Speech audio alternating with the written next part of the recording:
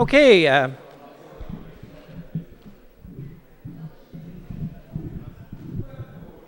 We're going to get started. I want to thank everybody for coming out. My name is Jean-Louis Guillas. I'm with the Dauphin Rotary Club, and we're one of the sponsors for tonight's forum.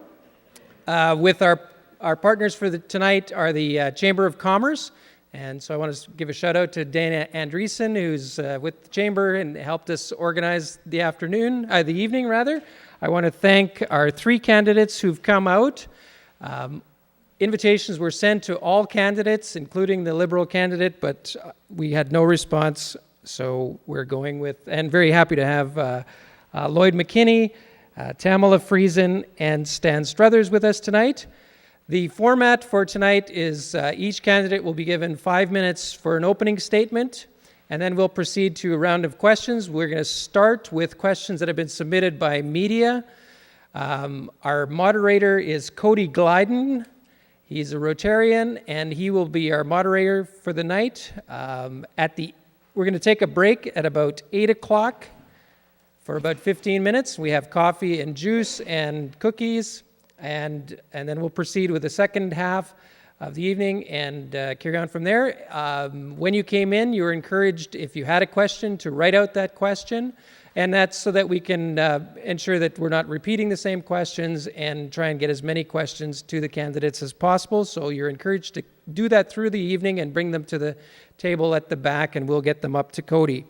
So I think that I'm going to ask Cody to come forward and take over. So. Cody Glyden. Thank you very much, JL. So as JL said, we're going to start off with just 5 minutes here for each candidate for opening remarks. Now, I have a feeling they're probably not going to have a problem filling the 5 minutes up. So we'll get to that, and then we're going to have questions from the media, and we'll start off with the Dauphin Herald questions, then CKDM, and then we put some questions out on Facebook, which is also social media, if you think of it that way. So we'll get to those questions as well. But I guess we'll start off with Stan Struthers, candidate for the NDP, and with his opening remarks. Stan. And there's the microphone. Good. Thank you very much, Cody, and thank you to the Rotary Club to begin with for sponsoring this and the Chamber. I want to thank Local Access Channel for being here and providing a community service here tonight. I want to thank all of you for coming tonight as well and participating in democracy in our provincial election. And I do also want to be sure that I say thanks to the other candidates. Without candidates stepping forward and people supporting us, we don't get the kind of discussion that we need to have during elections, whether they be federal, provincial, or municipal. So I want to thank Tamela and Lloyd for putting their name forward. I'm also going to start in a little bit of an unorthodox way, and I'm going to start by agreeing already with something that I saw in some Conservative Party literature. I saw an ad that said, it's time to make a choice. And I can agree with that. And that's what elections are about, making choices. Looking over all of the options and then making a choice. And I want to make very clear some of the distinctions that you're going to be looking at in some of the visions and some of the choices that you will face come October 4th.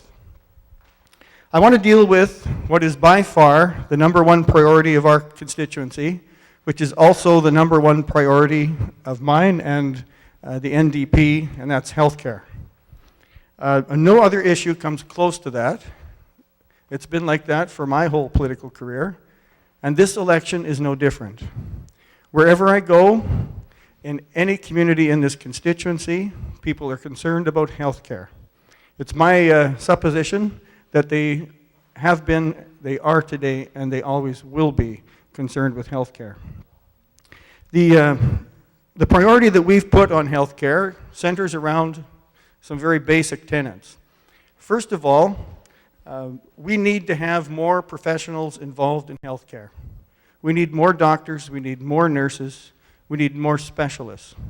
We need our region to be more connected to those who can provide those services to the people in our communities. We have a strong record in terms of delivering on those positions and getting those people here to be in touch with my constituents right across the board. The other tenet that I think is absolutely essential is that we have to continue to bring healthcare services closer to home.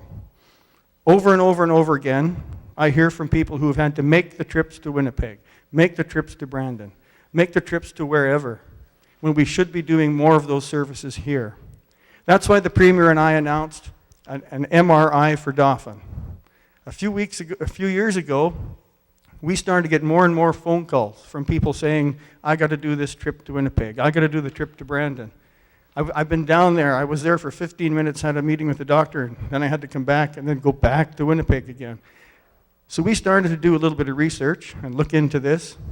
14,000 trips from the Parkland area every year related to MRIs.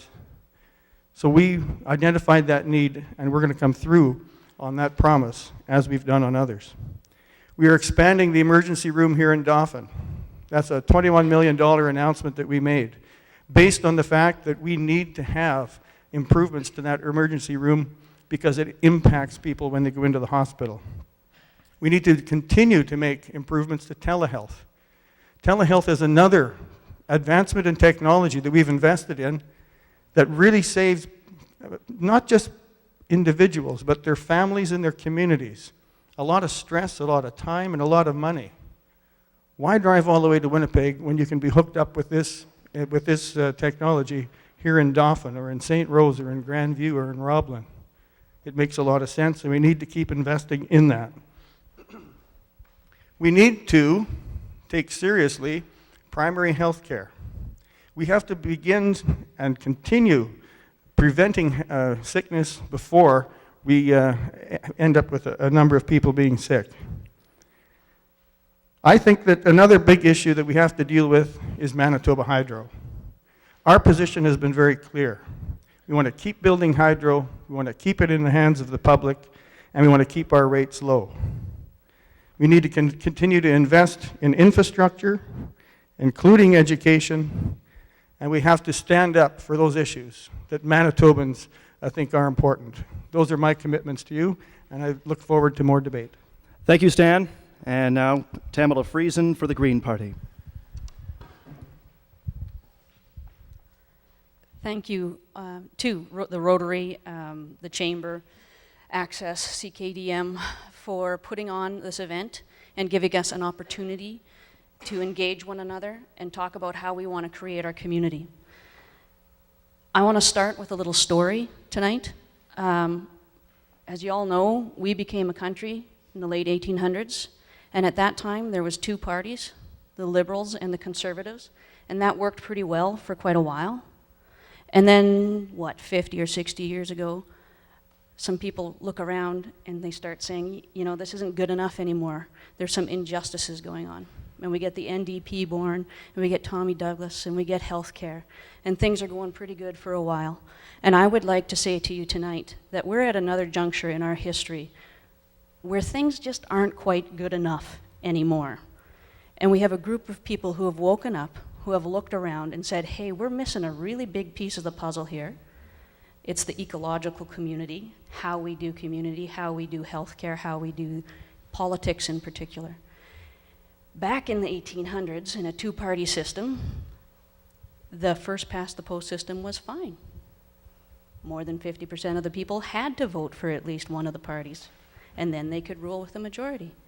Now we have four parties that are having a good number of candidates in each constituency, but we still do this first-past-the-post system.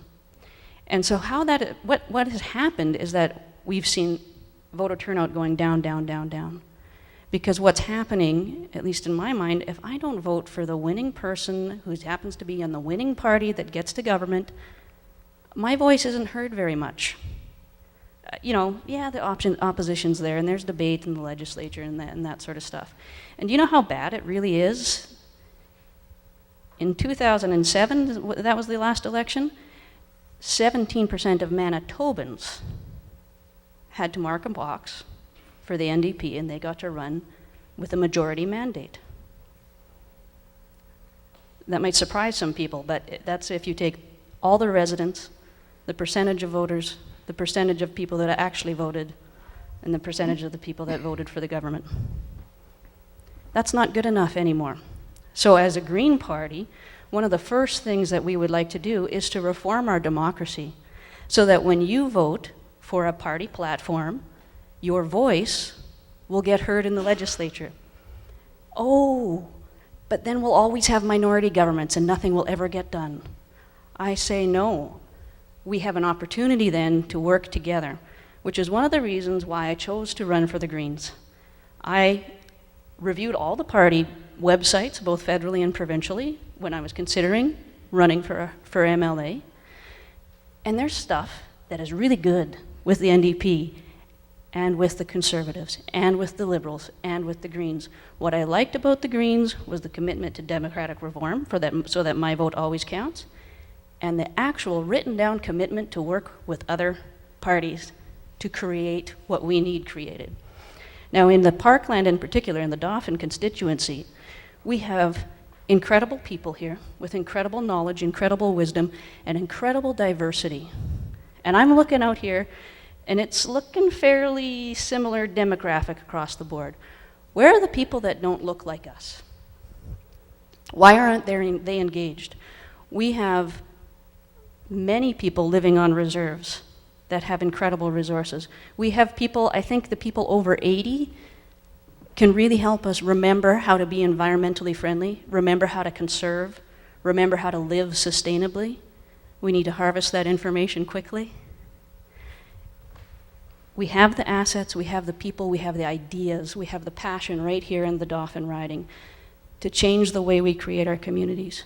Once we can get all of our voices to the democratic table, that's when we can really start to make hay, I guess it is, where we can create a healthcare system that works for us, where we can create an agricultural system that works for us, where we can build relationships with our neighbors and between our neighbors and really get to know each other and see each other well so that we can have people living above poverty.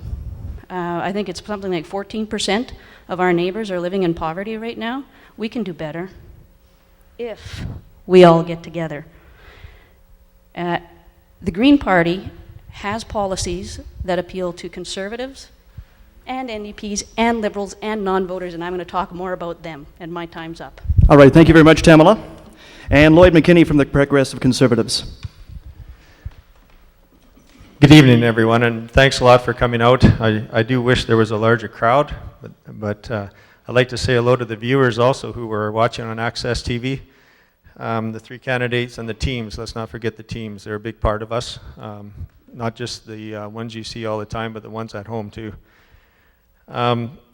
Myself, I believe that right now the sense of change is in the air.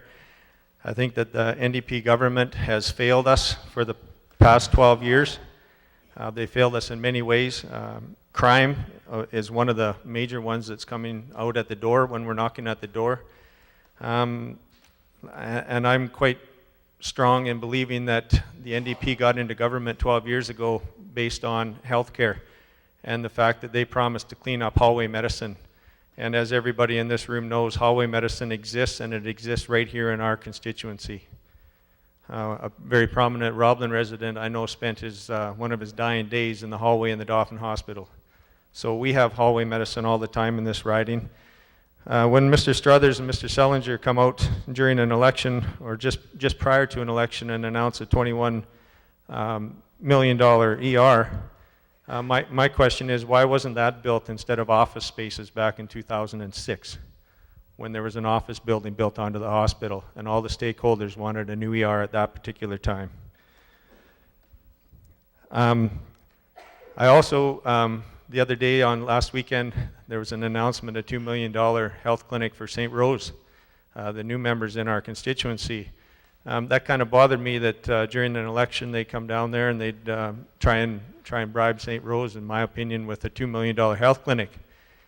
So I was a bit concerned about that until I went there and realized that 90% of the people of St. Rose said, well, that was offered 10 years ago and again 4 years ago. So when are they going to fulfill the promise? And I could go on and on. There's 40-some promises that haven't been kept over the years. And we just feel like it's time for change. We deserve a better government. Somebody came up to me before the election even got going and said that there was a cataract clinic proposal 2 or 3 years ago for the Dauphin area. And it was looked upon and frowned upon and not happened. And then next thing you know, prior to the election, what do? They announced one for Swan River. Once again, my opinion, trying to buy the vote in the Swan Valley because they know they're in trouble in Swan Valley. We have doctors leaving the province. Mr. Struthers alluded that he thinks that they're doing a pretty good job on hiring more doctors and nurses, but we have doctors leaving all the time. And not only that, it's getting harder and harder and harder for doctors to come to Manitoba. It takes up to 2 years right now, 2 years for doctors to come to Manitoba. That's unacceptable when there's such a shortage. In fact, last weekend, I don't know if you listened to our channel CKDM, Grandview Hospital ER was closed again. And they've got a hard-working group out in Grandview that to me have done their due diligence, and they're being let down by the system. Not only that ER, but there's been 15 ER closures in Manitoba. And there's been all kinds of other health issues. The MRI machine that they've offered to Dauphin, once again, I think that's a great project. I'm not going to argue that we don't need it, but I do think that it should have been here already. I think the obvious was there 3-4 years ago that we could have used the MRI machine at that point in time. And Tamela mentioned something. I think that there has to be people listening to ideas that are good from all parties. And by all means, if you vote for anybody in this riding, if I happen to be in, I will listen to you. You can come to me with your issues. Even if you vote Green, if you vote NDP, if you vote Liberal, it doesn't matter to me.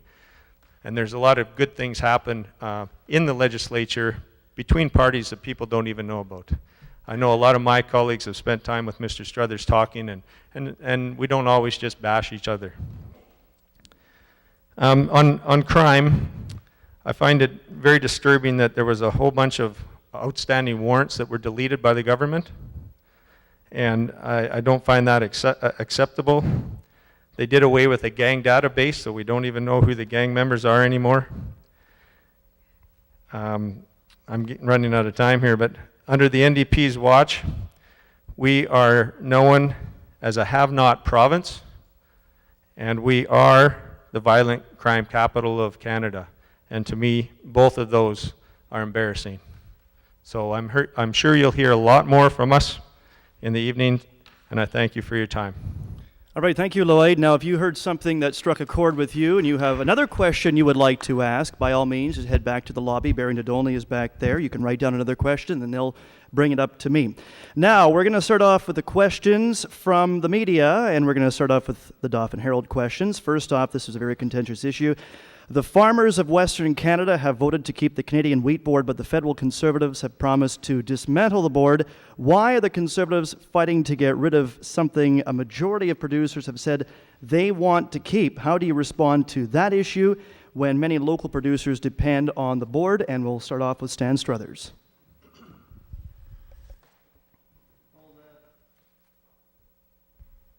Well, the Canadian Wheat Board right now is the most fundamental economic question facing farmers. This affects the farmers, Manitoba farmers' bottom line. The Canadian Wheat Board has put dollars in the pockets, in the bank accounts of farmers, and you know how farmers are. That money then ends up on the main streets of small-town Manitoba, in our businesses. What's good for the farmer in our area ends up being good for our communities. What is disturbing about what is going on is that we can't seem to get an answer out of a single provincial Conservative in terms of standing up for the Manitoba farmer, standing up for Manitoba jobs, standing up for the Port of Churchill, which is at risk, and standing up for the right of farmers to have a vote on this matter. It bugs me to no end that they're turning to Toronto members of Parliament and giving them a say in the Canadian Wheat Board, but they don't have the courage to turn to the Manitoba farmer. and tell them they should have a say in it. We don't need a premier who's going to duck his head on basic Manitoba issues like this. We need a premier who's going to stand up and be counted, not choose his conservative friends in Ottawa over the Manitoba farmer. I'm going to say something that might shock some people, but because Gary Filmon and I didn't see eye to eye on many issues. But Gary Filmon, when Manitoba got ripped off with the CF-18, had enough sense to join NDP Premier Howard Pauley and go to Ottawa and demand the federal Mulrooney Conservatives do the right thing on the CF-18. Where's Hugh McFadden on this? He should be standing up for Manitoba farmers, and quite frankly, Lloyd, you should too. All right, Tamela Friesen.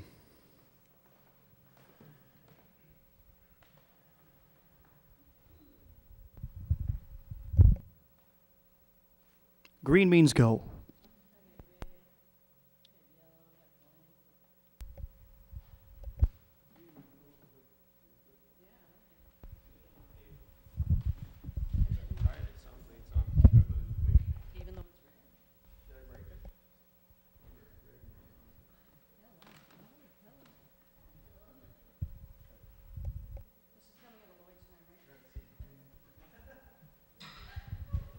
Now, hello? Yeah, here we go.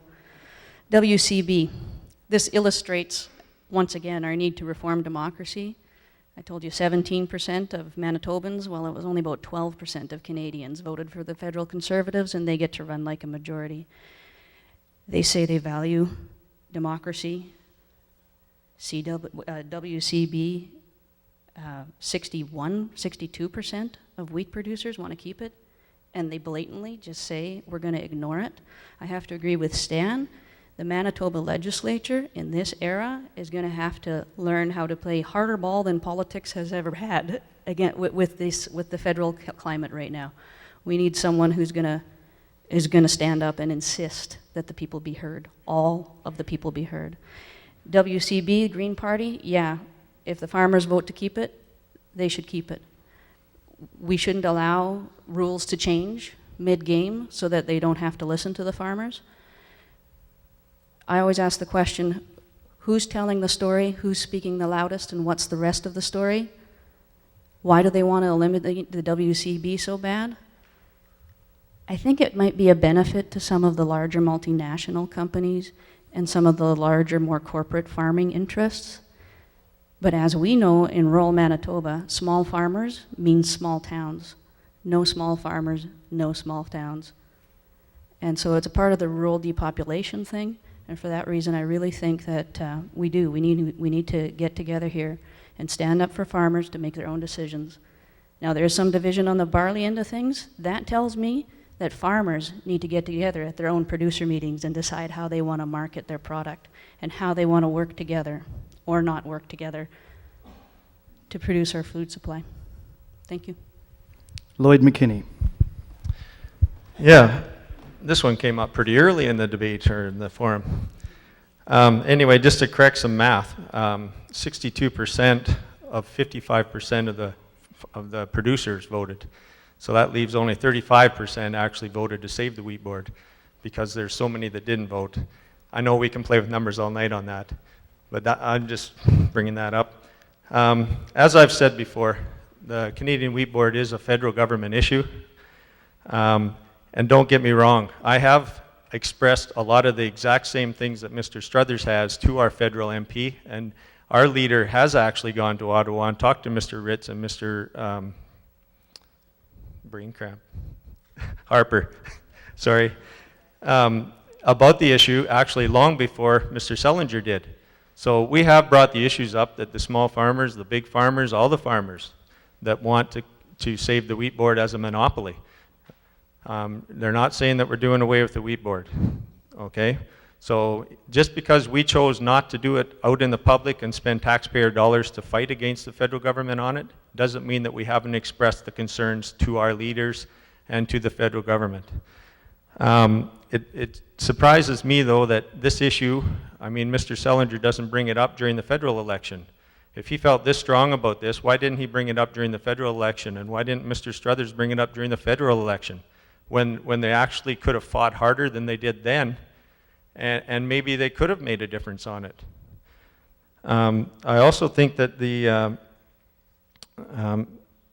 fact that we haven't done it publicly leaves an opportunity for us during the transition period, because it's pretty obvious the federal government has made it quite clear, unless there's a court, something happens in the courts, the provincial government is not going to change the federal government's mind on this, no matter who does it.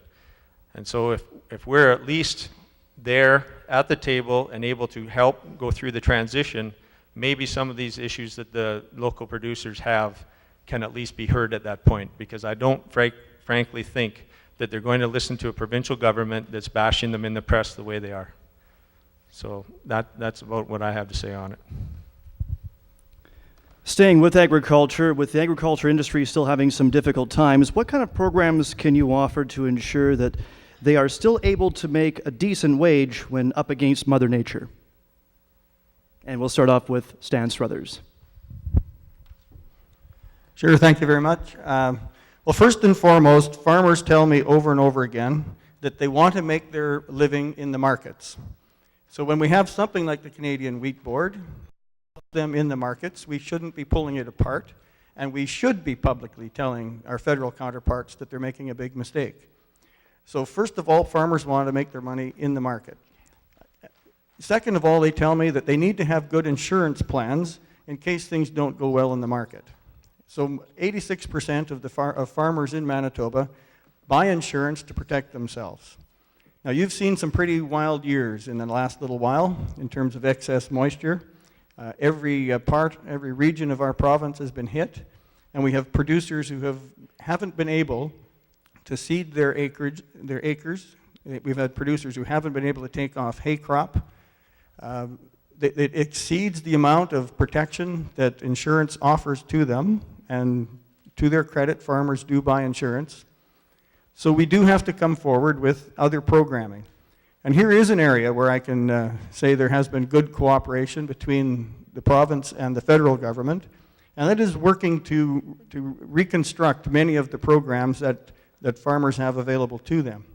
And we do work together on that, because you can disagree with the federal government on the wheat board. They're big boys, we can do that, and we can still work together to reconstruct Agri-Stability and Agri-Invest and the rest of those programs. The one where we see the most cooperation is in terms of agri-recovery, which does put money into farmers' pockets in exceptional years like we have these days with excess moisture. So there's lots of room for cooperation, and there's lots of room for meeting the needs of farmers.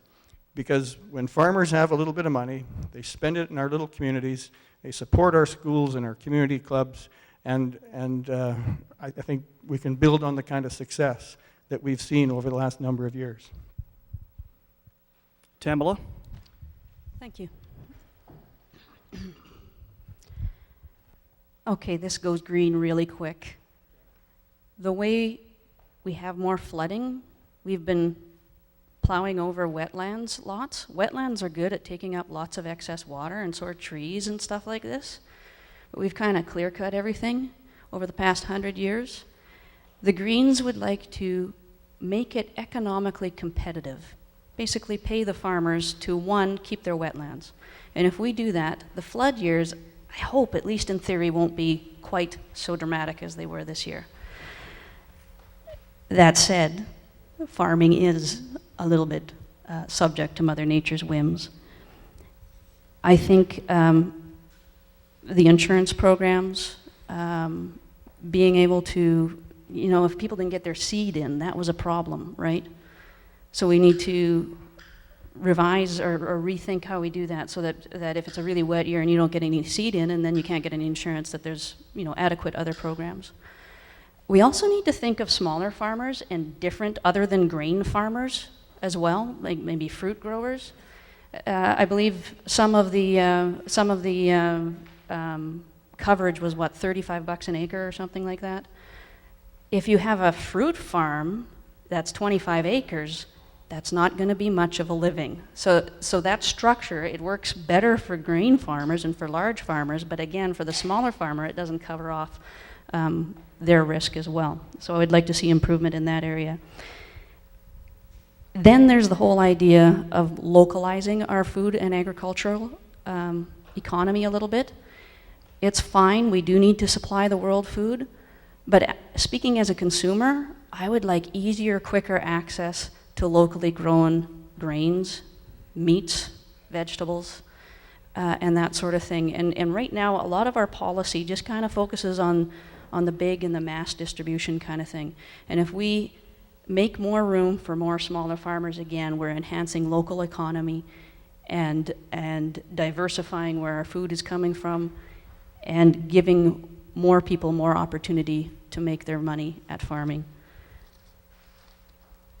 Also, to give a better reflection of the cost of farming would be a good idea. Right now, it's not always reflective of the deals that we get in the grocery store of what the farmer has put in for costs. So I would like to see a fair and appropriate price given to farmers for their products, given how much it costs to produce them, and then work on raising the income and standard of living for all of our community members so that we can all afford to pay that fair price for the product that we're buying. Thank you. Lloyd. Okay. First of all, there's a few things that I'd like to talk about on this topic. One of them is the crop insurance program.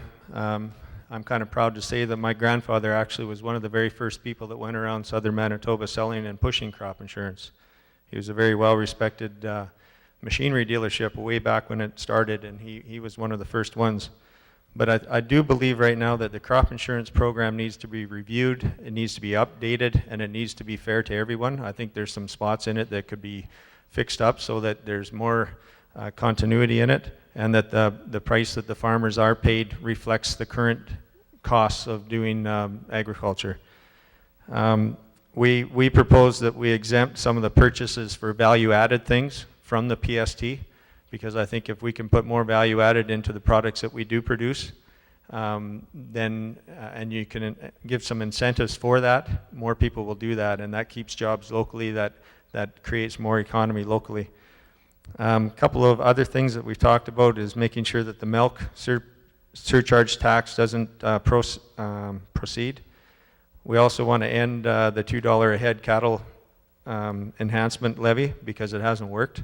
It's been on cattle for a while now and it hasn't accomplished anything, so we want to get rid of that. But more importantly, we want to work with the producers and provide support and incentives to renew the whole agricultural sector of our economy. It is a huge part of our province, and it is something that we need to enhance, and we need to make better decisions when dealing with it. I also, locally, I've heard a lot about the beef processing plant and the hemp plant here in Dauphin that didn't happen. Fortunately, the federal government, along with a little bit of assistance from the provincial government, got the hemp plant going in Gilbert Plains, or it's about to start up. But another one close to my heart was the canola crushers. There was supposed to be a canola crusher somewhere between Roblin and Dauphin, somewhere, I believe maybe at the Dutton siding. And the company got tired of trying to deal with Manitoba, and they ended up settling and setting up and operating in Yorkton, Saskatchewan.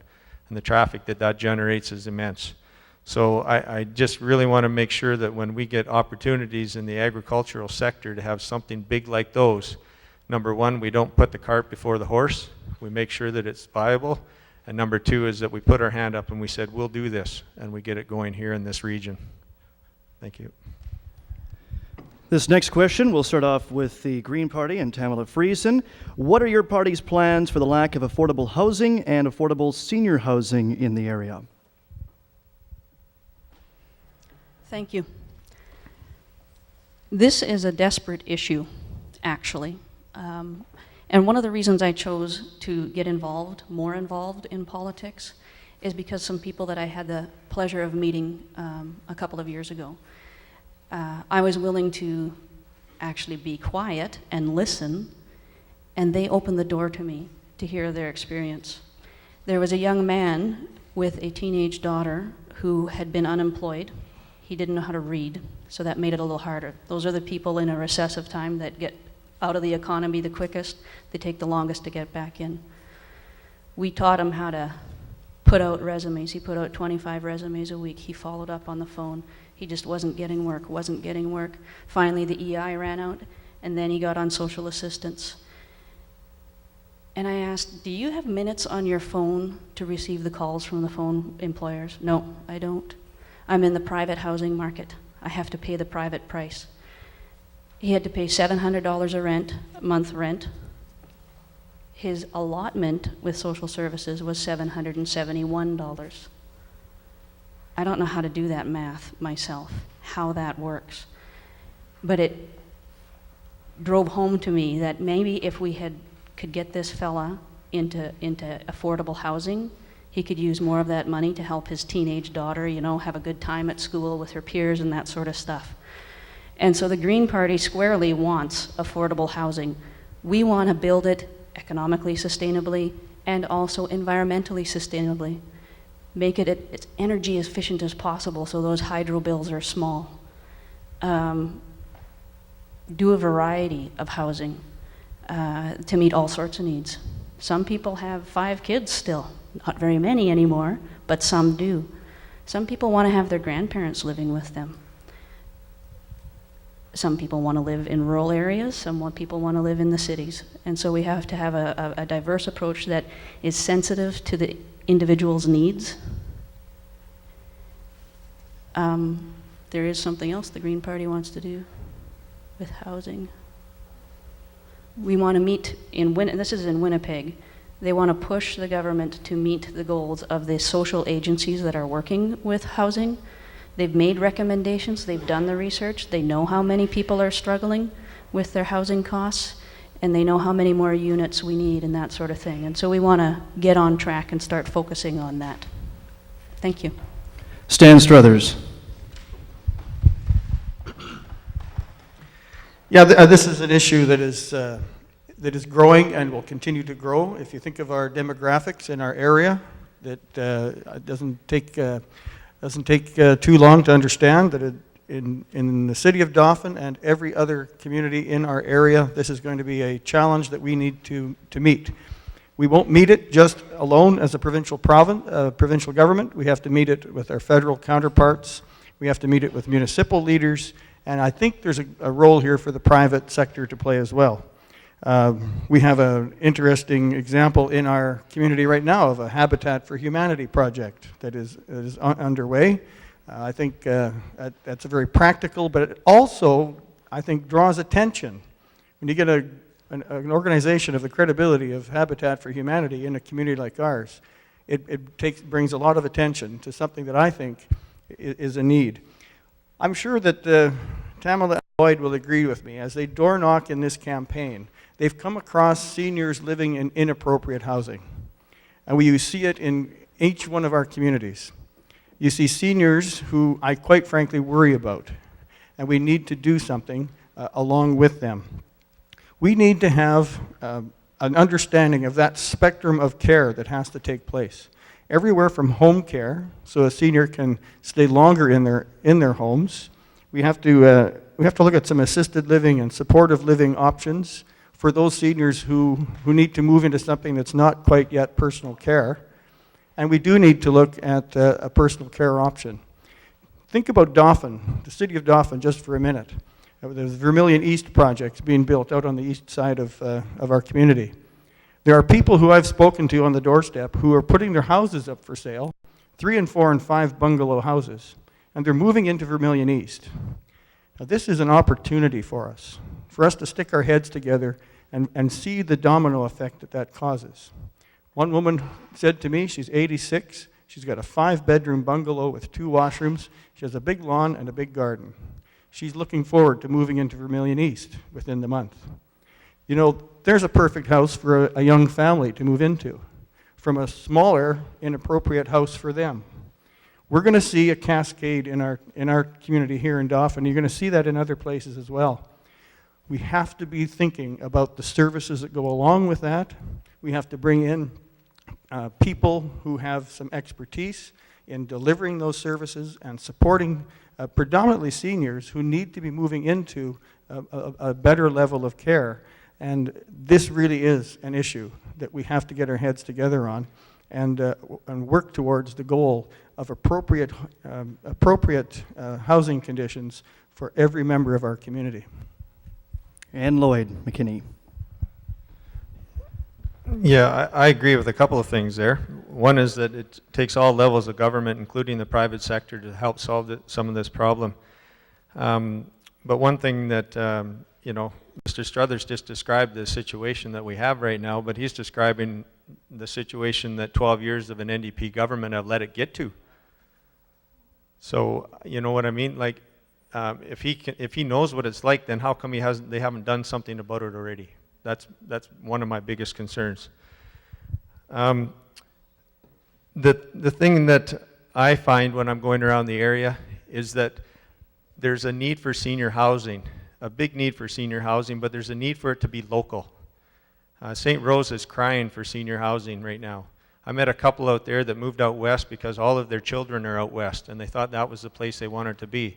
They soon found out that no matter how nice the villa was that they lived in, they had zero in common with the people that they sat down for breakfast with, the people they played cards with. They had nothing in common. They came home last summer and they bought a new house in Laurier where they know the people. So I think that we need to focus on senior housing projects in the rural area and not force people to have to go from Gilbert Plains into Dauphin to a senior house where they don't know the same people. Yes, it's a beautiful villa. And yes, it's probably a better place than where they are right now, but providing senior housing throughout the constituency I think is important. Not just senior housing though, all kinds of different housing. I think that we need to cut some of the bureaucratic red tape and the bureaucratic waste of money that's going on in different departments in the government. And then, and only then, when we get the budget under control, can we funnel some of that into the housing situation in our province, because it is deplorable in a lot of places. The other part is the palliative care.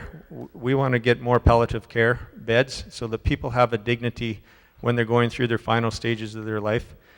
We also want to increase the personal care home beds, because let's face it, there's a lot of people that are living in senior housing right now that really and truly should be in either level 1, 2, 3, or 4 of personal care. And if they can get into the, excuse me, I need some water. If I can get into some of those kind of beds, that's going to free up some senior housing for others. I understand right now that there's 100 people on the waiting list for personal care home beds in just Dauphin alone. So if we can come in with some personal care home beds, and I think our party has pledged $200 million towards that kind of a project throughout the province. So yes, it's a complex issue and everybody needs to be involved, but I think that we're the party that has the vision to do it. All right, Tamela Friesen, you have the next question. This is from 730 CKDM. The Association of Manitoba Municipalities says there are millions of dollars worth of infrastructure projects needed in the province. How much of a priority is the upgrading of roads, bridges, and sewage systems to your party? Sewage systems absolutely need upgrading. Greens aren't much for flushing really good potable water down the toilet. We want to do less of that, lots less of that. And so it's actually some of the probably a little bit more odd details in the platform.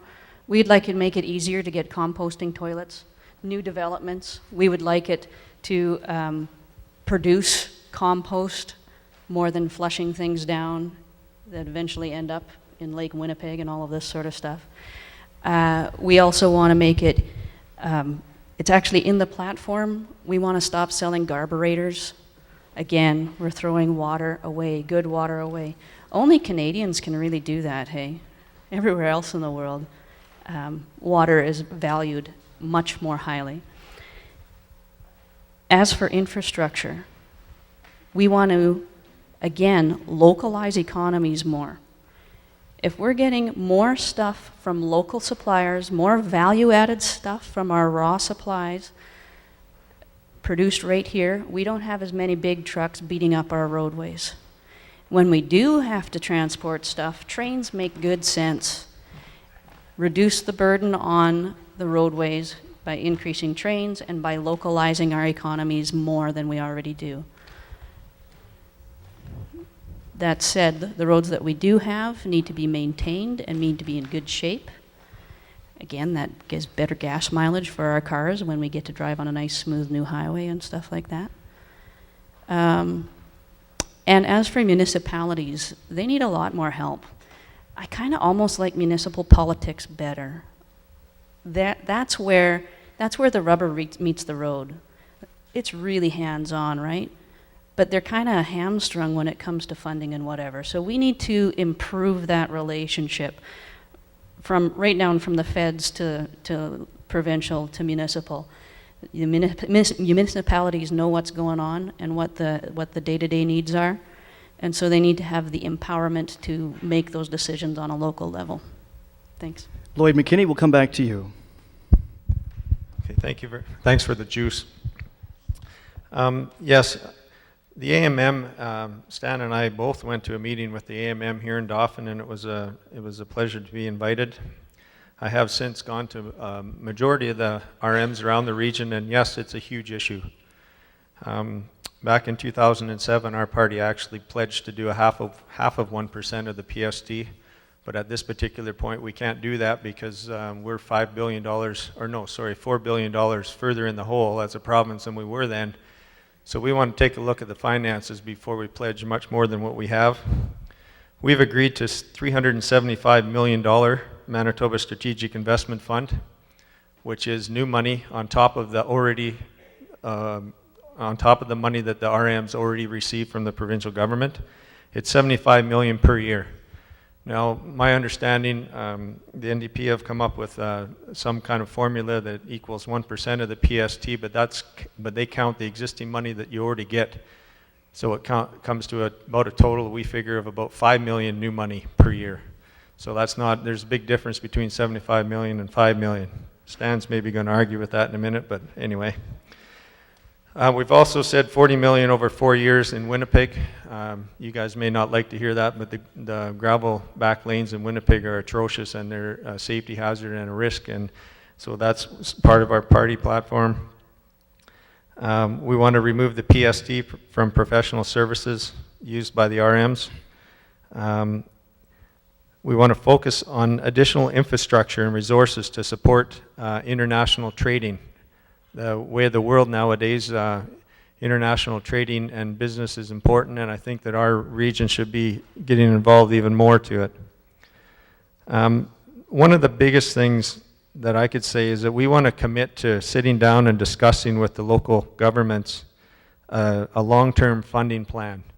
We realize that the $375 million is probably not going to be enough to do the job, but we can't promise any more than that right now because of the state of the provincial finances.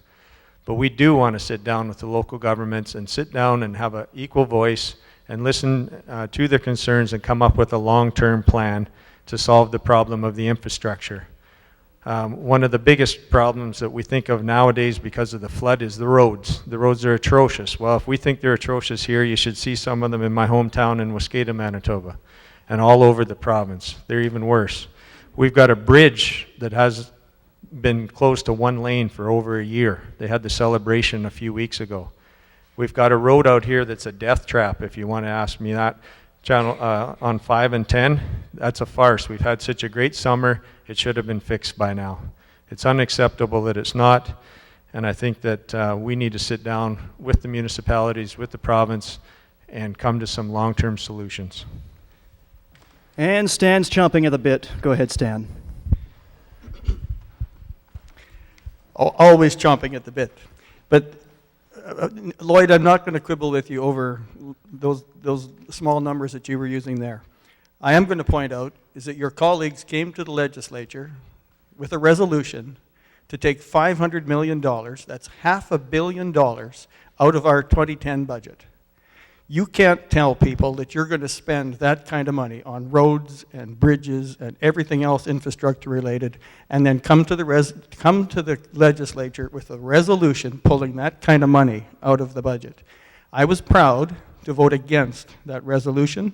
I voted against it because it would have meant the closing of schools and hospitals. That's not chump change at $500 million. That's a huge hit to a provincial budget, so you can't have it both ways. And then in the middle of it all, you kind of stole my punchline on this actually by admitting that you're actually going to pave back lanes in the city of Winnipeg. We've got roads falling apart, according to what you just said, and you're going to pave streets in the city of Winnipeg.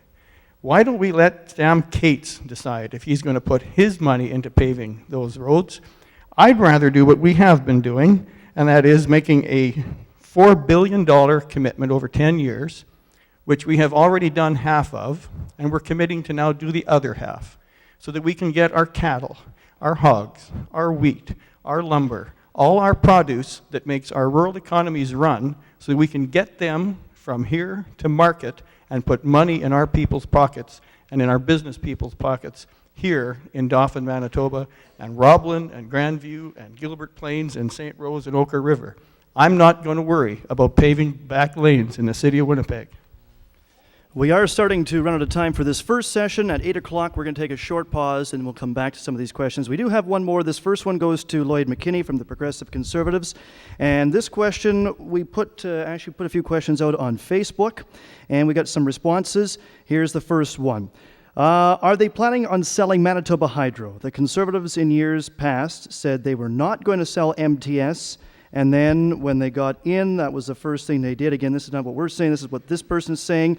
Are they going to do that to Manitoba Hydro as well if the Conservatives get in?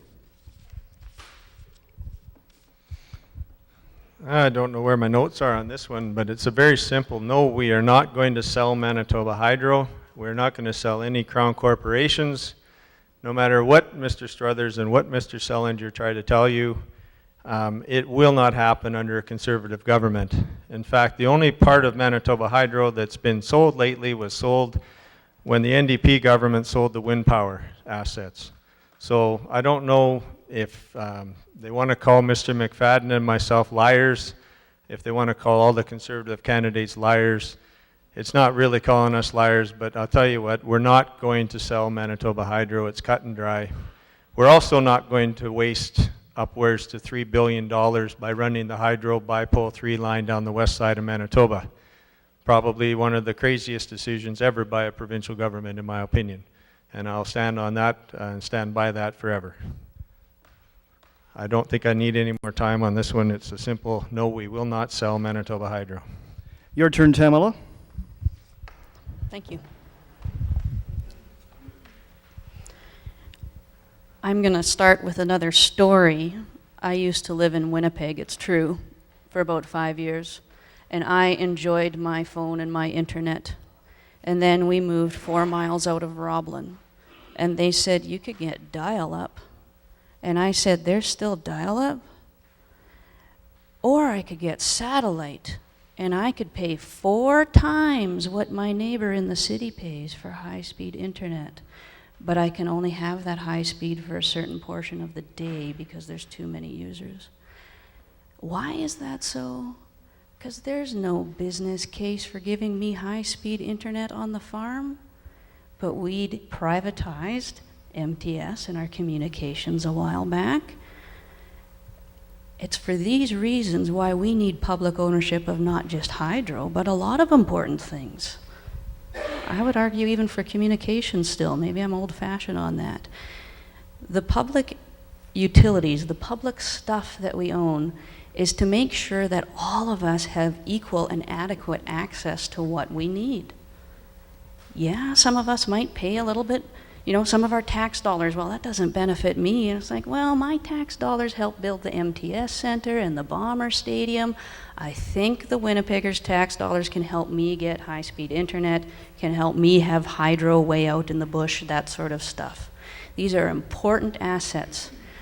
They are part of what it is to be a democracy, actually, I think.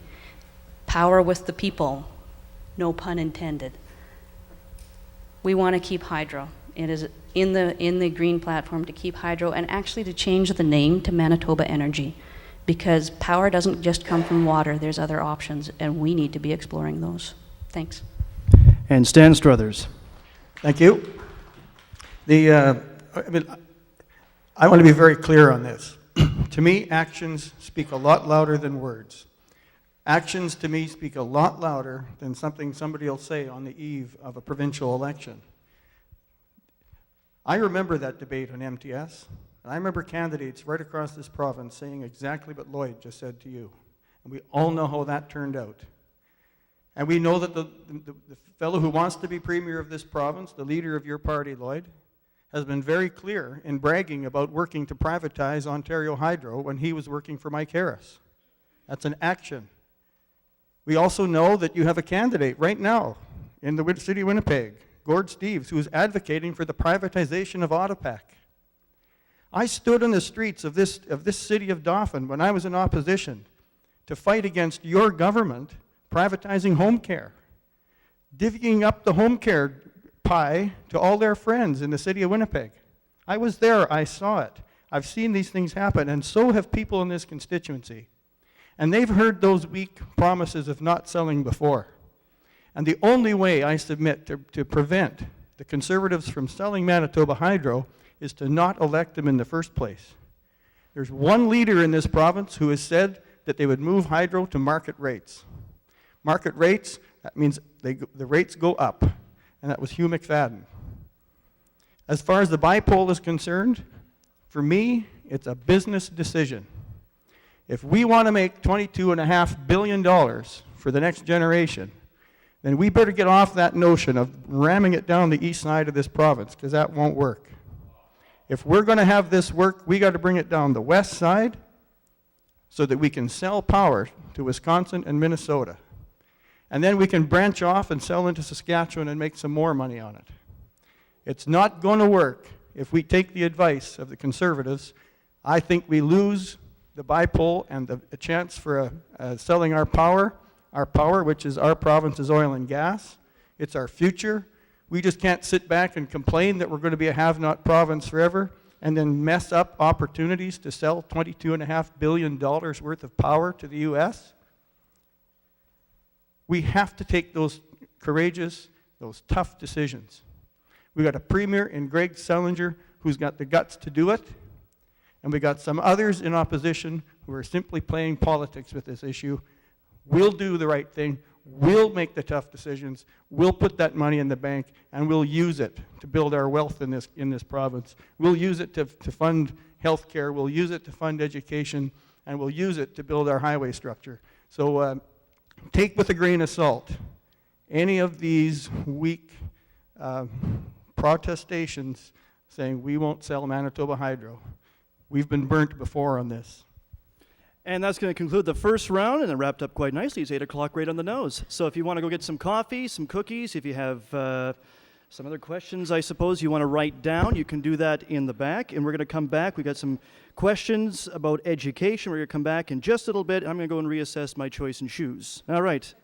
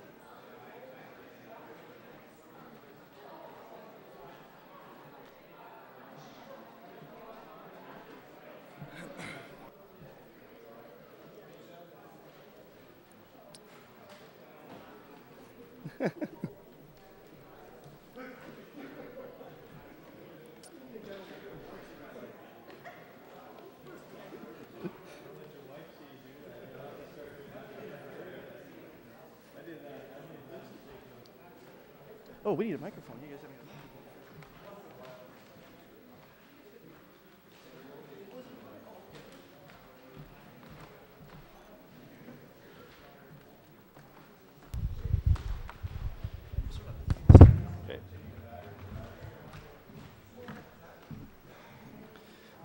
Okay, welcome back to portion number 2 of the election forum, and it's also being broadcast on Access Television, so thanks to those guys for coming out as well.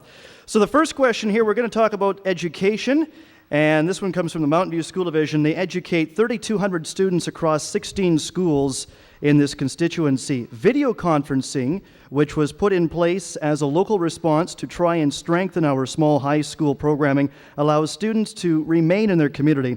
What is the candidate's perspective on providing high-speed connectivity to all of our communities? And we'll start off with Lloyd McKinney from the Progressive Conservatives. Thank you, Cody.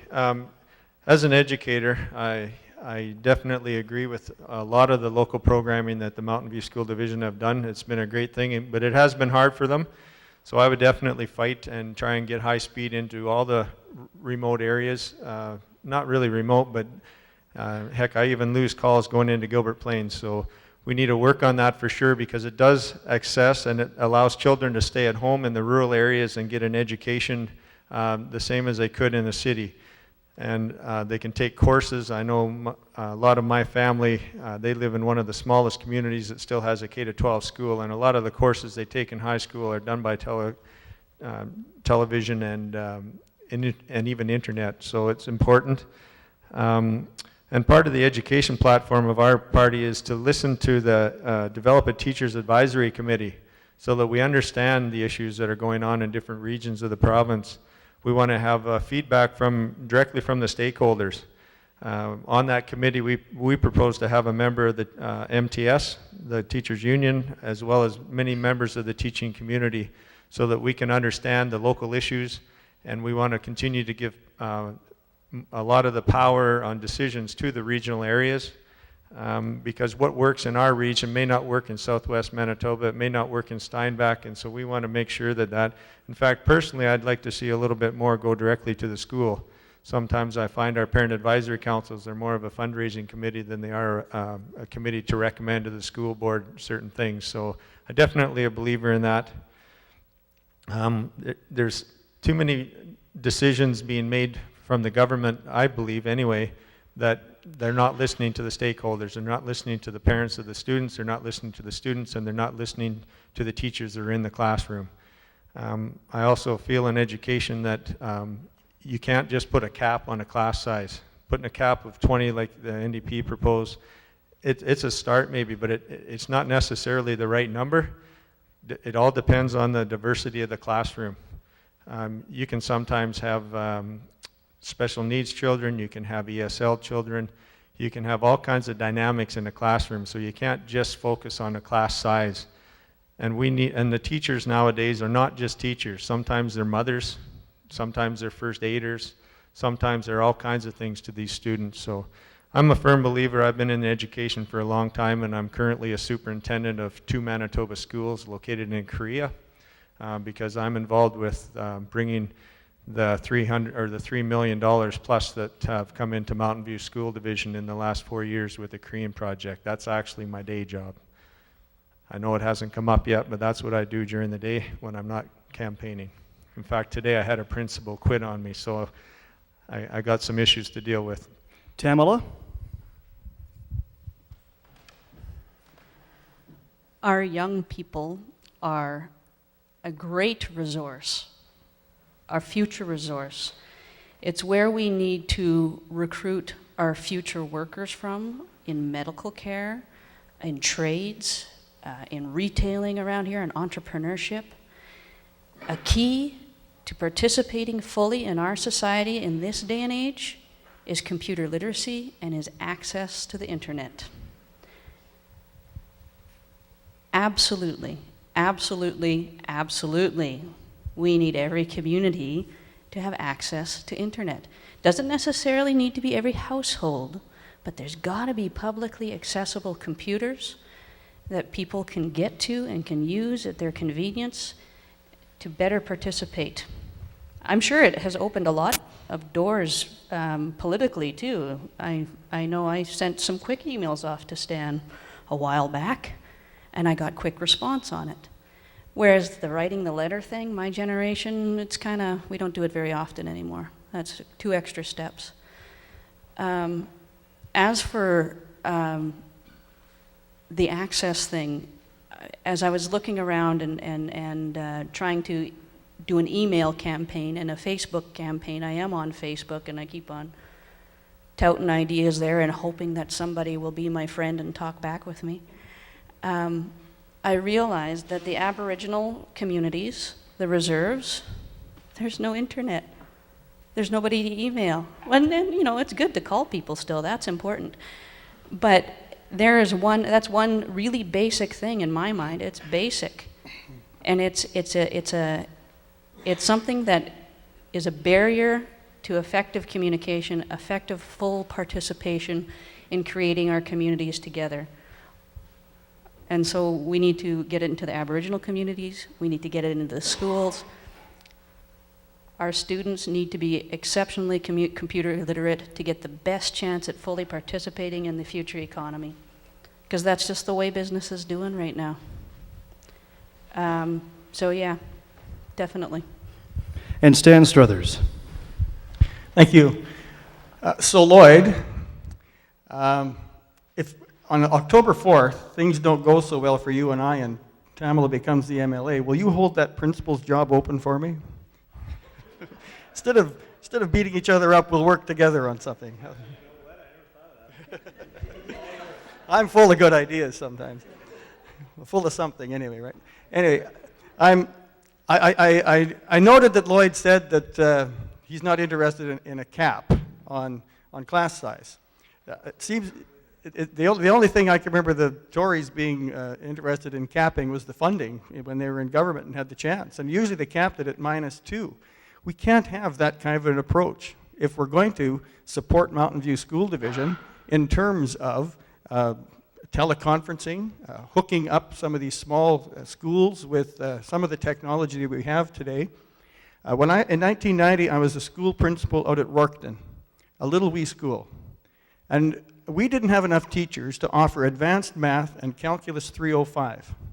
The only way we could do it for these 6 students who wanted to go to university and needed those courses was to do it over the rudimentary technology that we had available to us at the time. So they were on this phone with a speaker phone that crackled and cracked all through. But these 6 students persevered, and the prof at the other end, the teacher at the other end persevered. And with that, even with that old technology, these kids were able to succeed. We have to take advantage of the technology that's out there today, because there's some very good technology. And we have to support Mountain View School Division in order to do that. And we have to draw in people like Deborah Poff at Brandon University and Mark Friesen at Assiniboine Community College.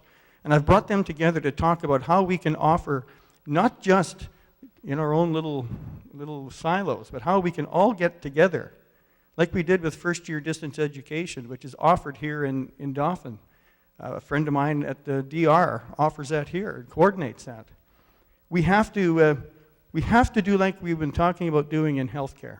We have to bring educational services closer to our students. And a big part of that, I think, is taking advantage of that teleconferencing technology that's out there. Another big part of it, I think, is connected to the expansion we did at Parkland ACC, one of the best projects I've ever had the honor of working on. And that was cooperation between the federal, the provincial, and local folks to get that project done and offer apprenticeships and more programs so our students can stay here and take courses rather than having to go somewhere else to get them.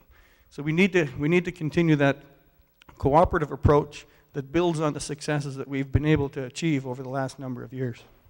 For this next question, we'll start off with Tamela Friesen from the Green Party. Current codes, legislation, and student needs have changed drastically since many of the educational facilities in the region were first constructed. What is the candidate's perspective on the Mountain View School Division's desire to convert Lieutenant Colonel Barker's school to a middle school and close Mackenzie Middle School?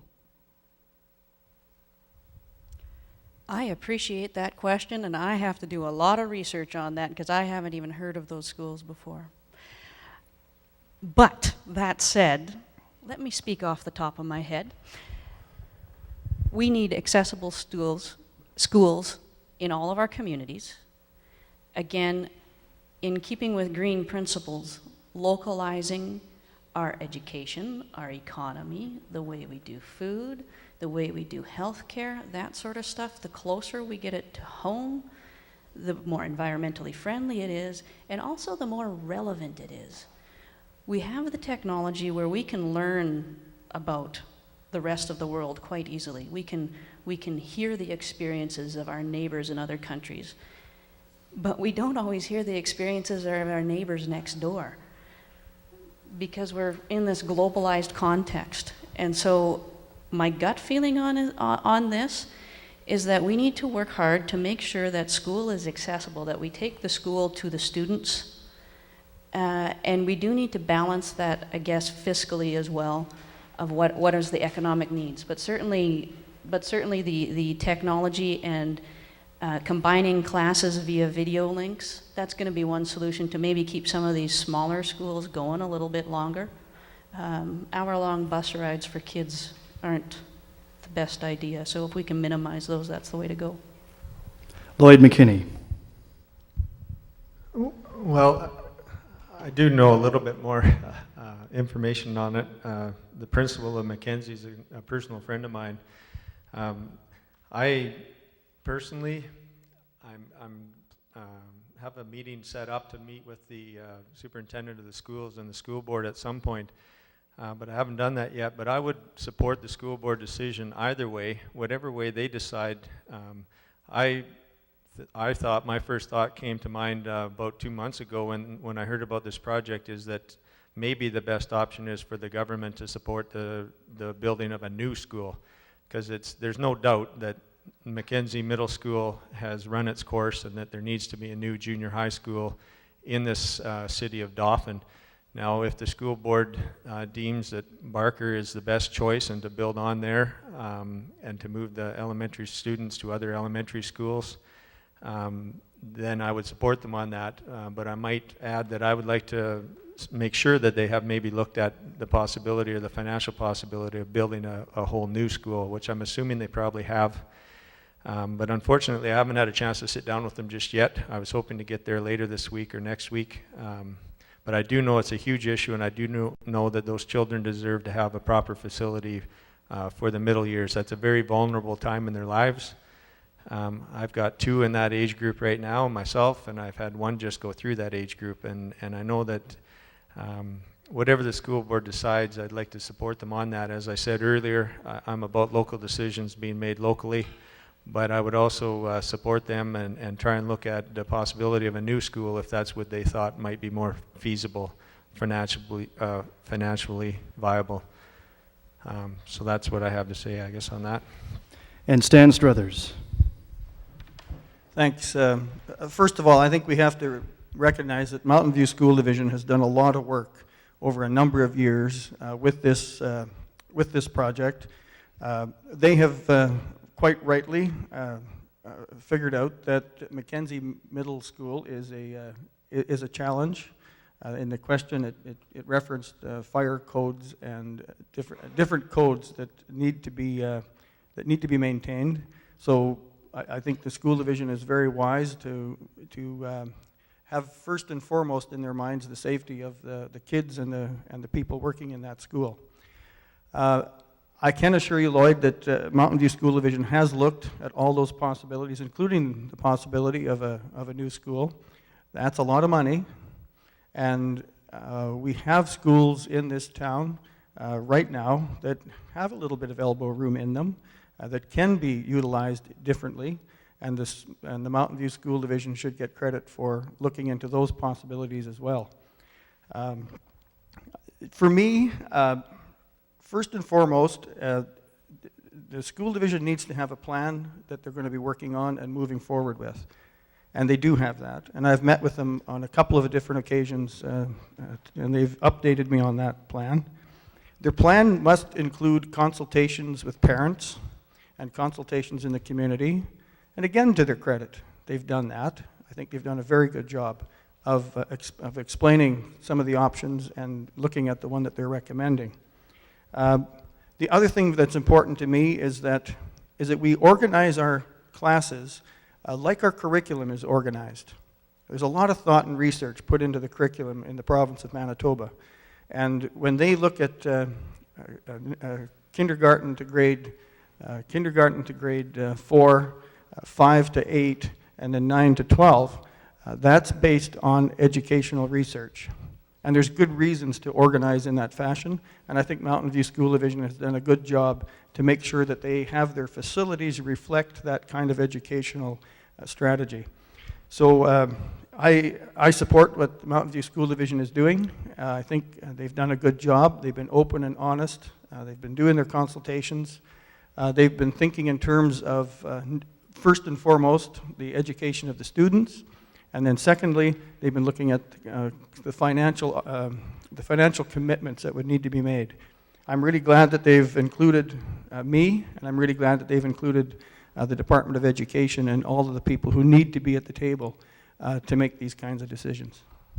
One final question regarding education, and we'll continue with Stan Struthers and move down the table. With recent announcements regarding eliminating school tax for seniors and farmers, what is your perspective on maintaining local taxation for school boards to ensure local decision-making, and where do you see this money coming from? Stan. Sure. One of the things that I really felt after the 1999 election that we really shifted gears on was education. We had been living through the 90s, and I remember being a school principal at this time and putting up with one year after another of cuts. And you can't fund an education at -2 over and over and over again. So what our commitment was, and we've come through on this, is we said very clearly we would fund education at least at the rate of economic growth for the province. I think that's wise because you can't have a good economic strategy in Manitoba without having a good education strategy. You need well-adjusted, well-educated students graduating and going on for higher learning or going out into the job market, well prepared for that. So the first thing we did was we made sure that that funding level was stable and that and flowed to the divisions. Instead of having local municipalities then turn to the tax base to make up that difference that wasn't there in the old days. So the first thing is stable funding, and we've done that, and our commitment is to continue to do that. We need to prioritize education. We need to have students that get all the skills that they need when they graduate to enter the workforce, to enter our communities. And I don't just mean reading, writing, arithmetic. Those are important. But I see students going out into the bigger world after they've graduated. And they need to have the interpersonal skills, the cooperative skills. The workforce these days, they don't sit in cubicles much anymore. They sit around tables and they work collaboratively. And if we want our students to be successful and to be, dare I say, competitive, then they have to learn how to cooperate first. They have to learn how to get along and how to work together. And those are some very specific skills that we need to be teaching those students in our classrooms. So that means stable funding. That means investments in capital. That means investment in equipment and technology. That means that a student in Ochre River needs to have high-speed internet as much as a student in Dauphin, because we've had problems getting those kinds of advantages into some smaller communities. We need to have parents involved, we need to have teachers involved, and we need to have everybody at the table who has a stake in the education of our kids. Tamela Friesen.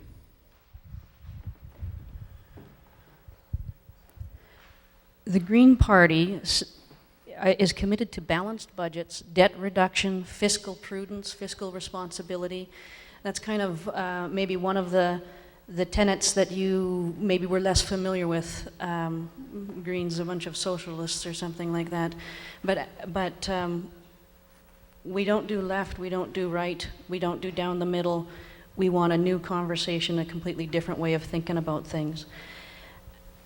And to that end, we believe that property tax, attaching education tax to property tax is not the fair and most logical way of doing things. Not to mention in our smaller towns, there's probably not enough property owners to generate enough tax anyways to make that happen. Again, it stems back to community ownership of things, public education, community participation, and the local control over what we're teaching each other and these sort of things. And so we need to reform the way we do taxes a little bit. The Greens want to keep them as low as possible. That's one of the goals too. And we also want to shift what we're taxing. Right now, we can get away with polluting a lot. We can get away with over-consuming. We can get away with waste and inefficiency. If we tax those things, not only do we get a more efficient economic system going, but we can generate right now a lot of money off the wastefulness of the way we do a lot of things that can help ease the burden on personal income taxes and that sort of thing.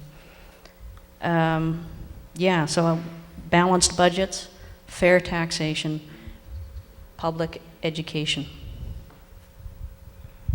Lloyd McKinney.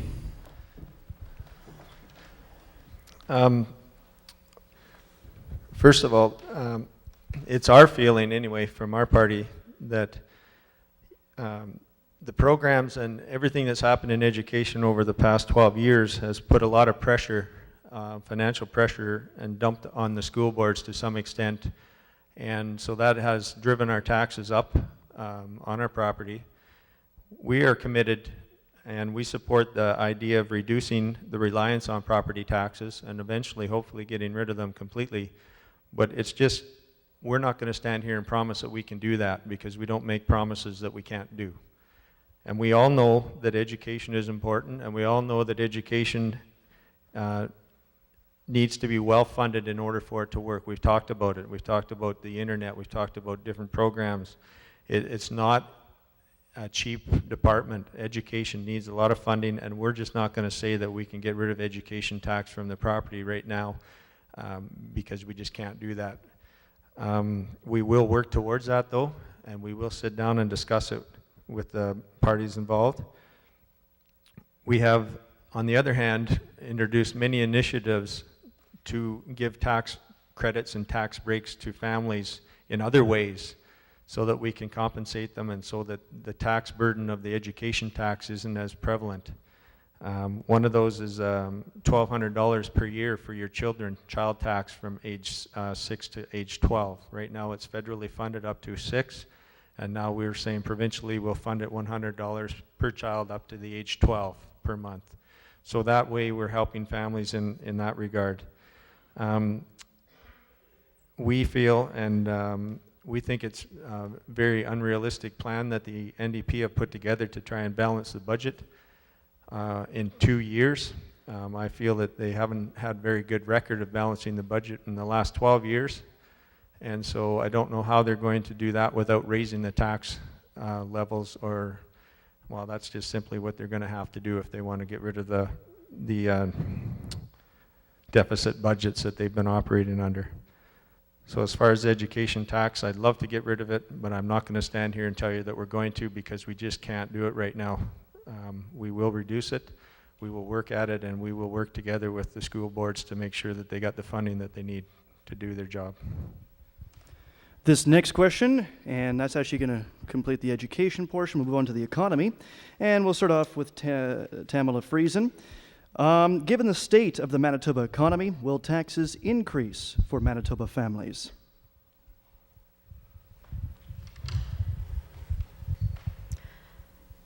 Greens actually would like to do both, increase and decrease taxes.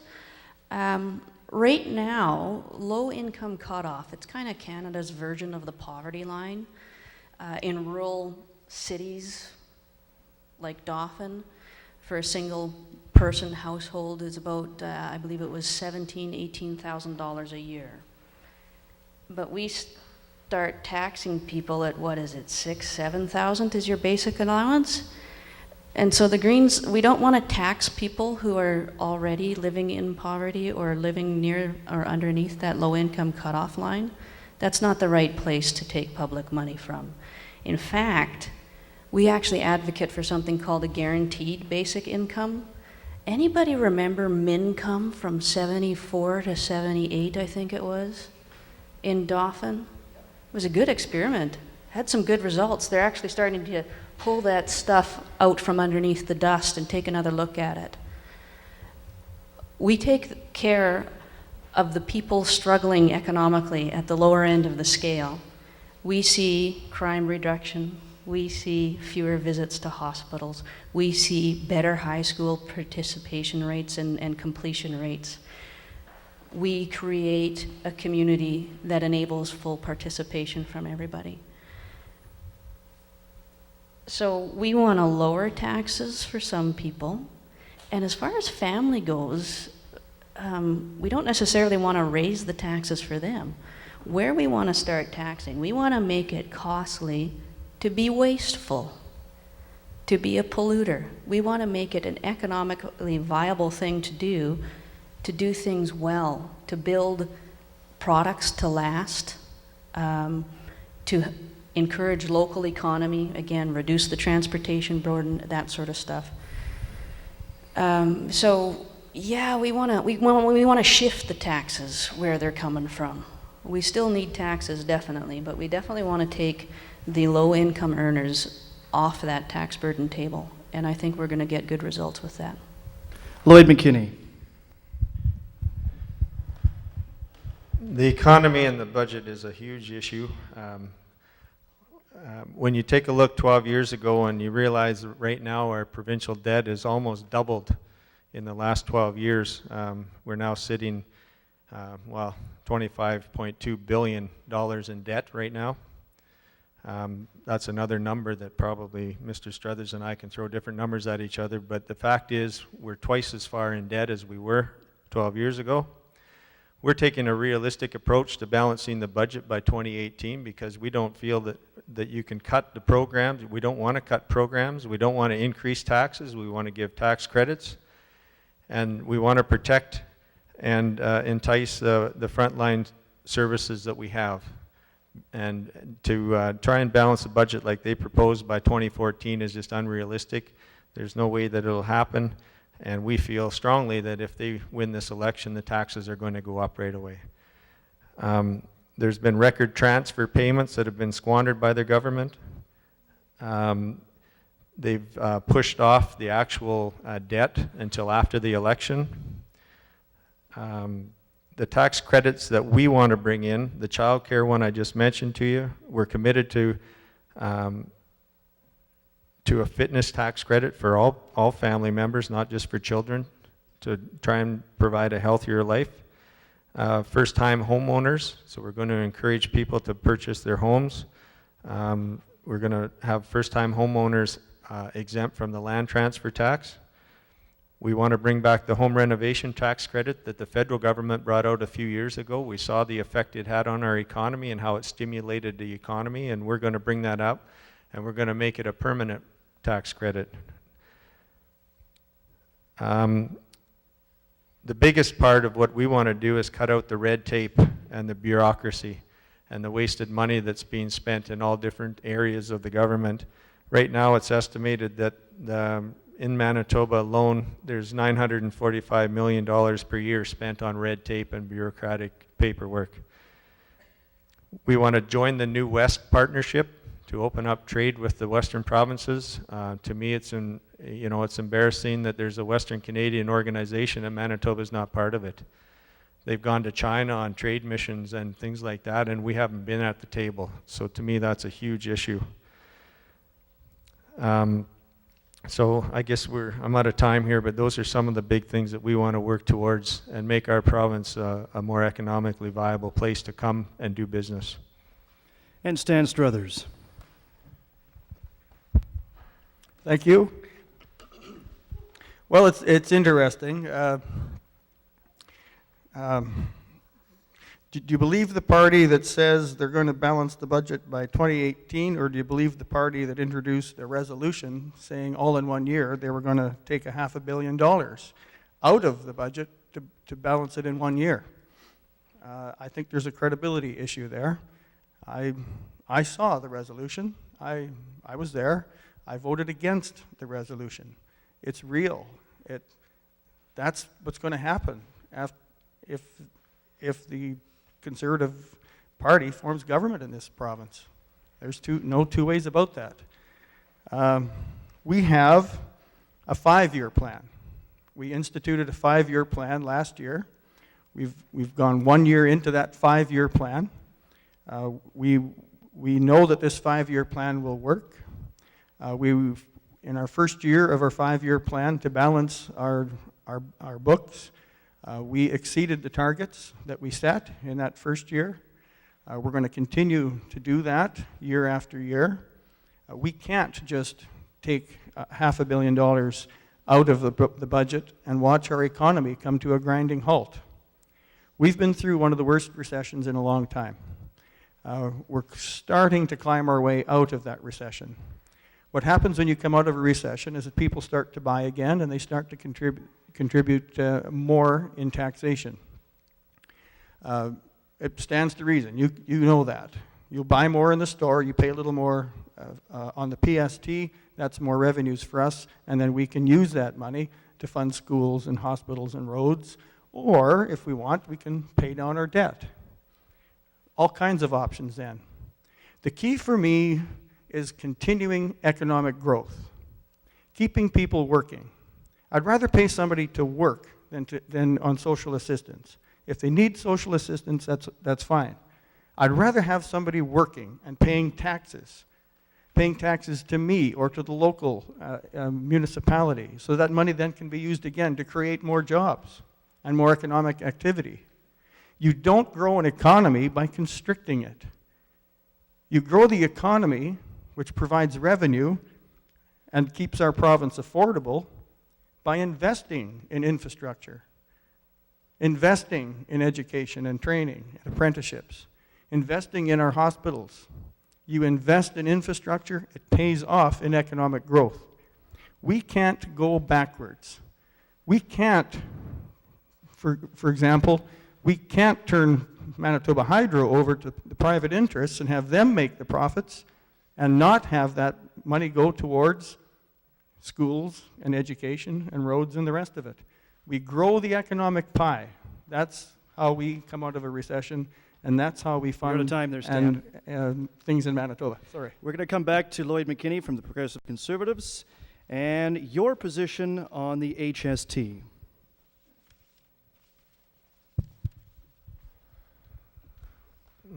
My position and our party position on the HST is that we've watched it in other provinces, and we definitely do not want to bring in the HST. Bringing in the HST has had a bit of a detrimental effect in some other provinces. It's basically increased the taxes that people pay in the province by simply adding things that were never taxed before to the tax. And we're not about taxes. We're more about the economy and generating jobs and keeping money in people's pockets. And I personally also agreed with what Tamela said earlier, that we need to get our personal tax exemption amount higher than it is and more in line with other provinces. It's not a party stance as yet, but it's definitely something that I'm working on. When I see people in Saskatchewan that make $40,000 and their personal income tax is only $780 and ours is somewhere over $3,000 for the same wage, then I get a little bit upset. And so we need to be more competitive, and definitely, absolutely, just like I said earlier, when it comes to Manitoba Hydro, we will not sell Manitoba Hydro. We will not vote to bring in HST either. Tamela? I got more time. You want a joke? No, just kidding. Is that all? Okay, Tamela? I think I can tell we all three are getting kind of tired or whatever. Our answers are getting shorter. And that's okay. HST is a really good example of why we need more people at our democratic table with more ideas. Because HST is a great idea for small business owners for paperwork. I got to do GST and PST and stuff like that for some of our small businesses, and I can't stand it. To consolidate that paperwork would be great. But who is it lousy for? You and me, the ones consuming the goods. It it increases the amount of taxes that we're paying. Again, it is a disproportionate burden for those that make less. Yeah, you got some rebates and all of that sort of stuff, but it doesn't really cover it off. It's burdensome. So no, I don't think that we should combine into the AHST tax structure at all. Greens are really about rethinking how we do it entirely. You know, I've been listening to the conversation back and forth, and it's a conversation that we've been hearing for a long time, for many years. And for the record, I don't think any political party keeps their promises. That way of doing democracy again, doing elections, raining down promises like candy, then you get into the office and you realize, wow, this is a little more complex than we were talking about when we were on the campaign trail. And then the promises fall by the wayside and reality hits. I can make one promise, and that's that I will listen to constituents, that I will work hard to bring more people to the decision-making table so that we understand the needs of all our community members, and so that we make policy that creates space for everybody to access a quality of life and a good way of living. Stan Struthers. Yeah, it's pretty clear. We have made our position clear, 2 budgets in a row. The Premier and our Finance Minister have said absolutely that we would not entertain the harmonized sales tax. Pretty much the same position as what Lloyd has said and Tamela. So that's pretty much like a yes or no question, yes or no answer from a politician is about as close as you're going to get. So no. All right, thanks very much. We're going to come to Tamela for this next one. This will be the final question. We're 7 minutes away from 9 o'clock, and then coming up at 9 o'clock, the candidates will have 5 minutes each for closing remarks. So, how do you intend to pay for all of these campaign promises? Tamela. Greens have a different role in the legislature right now. I agree. It wouldn't be a good idea to elect an entirely green slate of candidates and let us run the province. We're Greens. We're too new. Our role right now is to bring democracy back to the people, to say, hey, we need to re-engage our neighbors. It is not good enough the way we're doing things right now. We have the resources, we have the abilities, we have the people, we have the brains, we have the tenacity to identify our own issues here in the riding, to create solutions to our own issues here in the riding. And the traditional parties have kind of forgot that. They've been around a long time. It's good perspective. They need a few newbies. And so I want Manitobans to elect a few Greens. And we will hold the government accountable and say, that's a great idea on healthcare, but it's missing this point and that point and that point. So can we make it a little better? And then we'll figure out the money thing. And as I said, I'm not going to make any promises because I can't keep them. We create our society. We create our communities. We create our own promises. Lloyd? Well, once again, we get into the issue of financing, and Mr. Struthers and I watched our 2 leaders haggle over, you can't pay, you can't afford that, you're undercutting this, you're underestimating that. To me, it all comes down with more fiscal management and cutting out the amount of wasteful spending that's going on, and the wasteful spending on red tape, the wasteful spending on bureaucracy, et cetera, et cetera.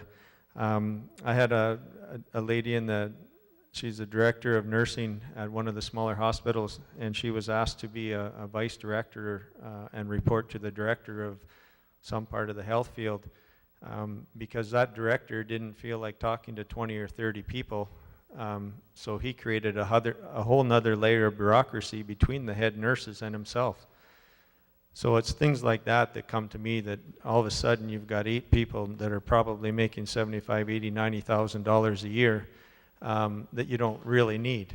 Now, we're not going to go in and cut all 8 of those jobs or anything, but we're sure not going to create those different layers and layers of bureaucracy that are out there in some of the major departments that our government spends money on. This is simply why we're taking a realistic approach to balancing the budget so that we can incorporate the tax cuts that we've talked about, so that we can still fund the programs that are out there, and so that we can bring the deficit budget back into grips in a reasonable amount of time without affecting the economy of the province. To me, it comes down to cutting out the waste. Some people will say trimming the fat.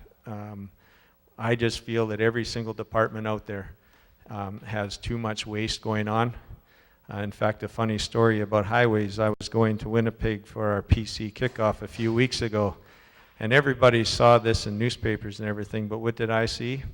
I saw the guy that was driving the pilot vehicle sitting on the shoulder of the road having a sleep. It was 3 o'clock in the afternoon. So his job obviously wasn't that important because everybody was going to work and everybody was driving through without him. So we have to take a real good look at every department that we have and make sure that we, for lack of a better word, trim the fat off the departments over a period of time that's realistic, and use that money for frontline workers like doctors, nurses, police officers, prosecutors, et cetera, et cetera, et cetera, because that's what we're missing after 12 years of an NDP government. Stan.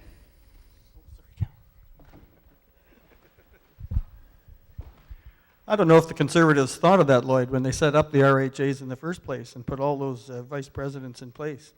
But I was really glad that we came along and reduced by 2 the number of RHAs that you had set up, and reduced in Winnipeg the number of vice presidents that you had put in place. Those are the sort of things that I think any government is going to take a look at. Anyone who has examples of fat that needs to be trimmed, I think any government, Tory, Green, Liberal, NDP, we need to look at that. But you're not going to solve economic problems simply by trimming some fat here and there. We have to create wealth. We have to distribute that wealth fairly. I was really interested to note, there was a Winnipeg Free Press article last week. They'd gone and tallied up all the promises that the Conservatives and that the NDP have made so far. And of course, I thought, oh no, with the NDP, if you believe what the Tories are saying, we're going to be the big spenders, and we're going to be way up here, and the tight-fisted Tories are going to be way down there. It wasn't that. $750,000, and they couldn't explain where they're going to get the money from, was on the Tory side of the ledger. 400 and whatever thousand was on the NDP side, and Greg Selinger was saying we costed every one of our promises. We're going to be accountable for every one of those promises. They're going to be worked into our 5-year plan and paid for. Greg knows this, our Premier, because he was the finance minister for 10 years, and not only he, but the provincial auditor says we balanced those books every one of those 10 years. Now we're running a deficit because we don't want to cut programs like taking $500 million out of a budget would do. We want to make sure over the next while we continue to stimulate our economy to create jobs and to create wealth. I also want to be clear, not one nickel of the $750,000 the Conservatives have promised in this election has been earmarked for our constituency. We need leadership locally. We need people who are going to get their elbows up as your MLA and make darn sure that all this money doesn't go somewhere south of the Trans-Canada, that our communities get to have a say in this, and that our communities get to share our wealth. All right, you know, some mornings on the radio my back timing can be terrible. Tonight it is bang on, 9 o'clock on the nose. So 15 minutes left, and that's pretty much 5 minutes for each candidate then, if my math is correct. I am from Saskatchewan, you know. We're going to start with Lloyd McKinney. Since Stan started first time, we'll go with Lloyd McKinney with his 5-minute closing remarks. Okay, thank you very much, Cody. It's been a great honor to be here with you running the show. Going straight to some of what Mr. Struthers had just said, Greg Selinger and the NDP party, he said 10 years. I guess they've been in power for 12 years. And in 12 years, our deficit's doubled. In 12 years, he was the one that was stroking the pen on the papers. I feel very strongly that they won the election in 1999 based on hallway medicine And that's how they got into power. They focused on hallway medicine, and 12 years later, they failed us on hallway medicine. They failed us on crime. They failed us on proper housing. They failed us on agriculture. And they've definitely failed us on infrastructure. I mean, his government's been in power for 12 years, so all these problems that we're talking about, you'd think that they would have done something about them by now. That's my feeling. You know, there's been 40 broken promises. There's been several recycled 2-3 times over again. Seems like every election that comes up, some of these promises get recycled again. They don't know how to balance the budget. They don't know how to look at numbers. The best prime example of this is the Manitoba Hydro Station and Manitoba Hydro headquarters in downtown Winnipeg. It was projected to cost $75 million. And they were off by a little bit because it ended up costing $283 million. That's a huge miss when you're trying to deal with that kind of money. I've got some numbers here on MPI as well. How can you have MPI overcharge the people of Manitoba $320 million? How can they be that wrong? Who's keeping tabs on them? If it wasn't for the Public Utilities Board catching them at that, they would have got away, or not got away, but they would have had a surplus of $320 million on our back, everybody who drives a vehicle through MPI. So they caught the mistake, and guess what it cost to give us back our checks? Over $500 million, $579 million. And that comes out of the Free Press, August 24th, 2011.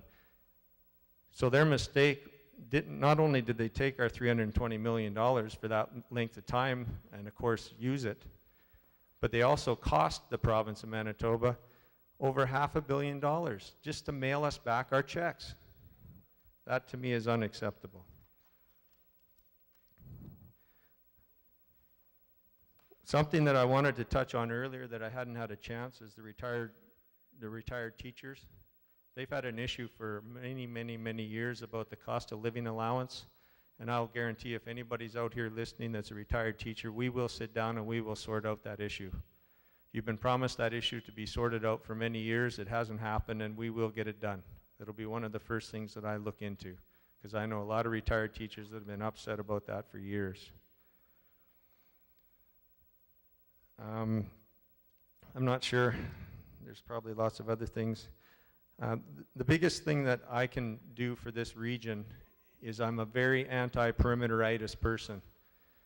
I've always fought hard against the perimeter highway and the thought process that goes into the people of Winnipeg that think everything revolves inside that circle that goes around the city. I fight hard for things, and minor hockey is a good example of what I fought hard for, rural areas and rural things. I listen to the people. I understand the concerns in each and every one of the ridings, or every one of the communities. I understand infrastructure is a huge one right now to the communities, and I will fight hard to get every nickel that I can for the infrastructure and for the RMs and for the communities in our riding. And it's not easy to come up here and to make promises that you can't keep, and I think that's why I try not to do that. I try to be honest with you. I try to, and Stan accused me of not doing this one time, but I tell it like it is. If I've got to dig into something and find out an answer on an issue from you, if I know you're not going to like it, I'm going to tell you anyway, because that's the kind of person I am. I lay the cards on the table, and I tell it like it is. I will work hard, and I hope that I get the support of the riding and constituency, and I look forward to the weeks ahead, or I guess it's down to a week and a bit. I also like to thank the group here, if I may. I might run over time, but I'd like to thank Cody, CKDM, Wcg-TV, the Rotary Club, the Chamber, the Dauphin Herald, and anyone else who had anything to do with putting this on tonight. It's a great pleasure to be here in Dauphin again, and look forward to meeting more of you as time goes by. Tamara. Did anybody here feel like they have a decent life going on? Are most things going okay? I know I've lived in Manitoba now for 10 years, and I have a healthcare system to wait for, which I'm grateful for. UN did some study and some rankings of healthcare systems. Ours was ranked 7 in the world, about 6 or 7 places ahead of the US, depending on how you manipulated the data and that sort of stuff. Things are going pretty good. We have it pretty good in Canada. But we also have some complex issues that much is obvious. You know, we've spent the last 2 hours talking about how do we do this, how do we do that, I promise this, I promise that. The issues are more complex than what the NDP has to offer, than what the Greens have to offer, than what the Conservatives have to offer. The only people that can solve the issues that we face and make our quality of life even better is us. We need our voices at the table. And so I'm asking you to vote for me. And some of you might be thinking, oh boy, if I vote Green, do I split the vote and let the enemy get in our first past the post system? I got good news on that. When people actually read through Green platforms, and I encourage you to kind of read through them across the country and federally as well to get a better idea of what we're about, we actually tend to steal votes from everybody quite equally. We get Conservatives coming our way, we get NDPers coming away, we get Liberals coming away.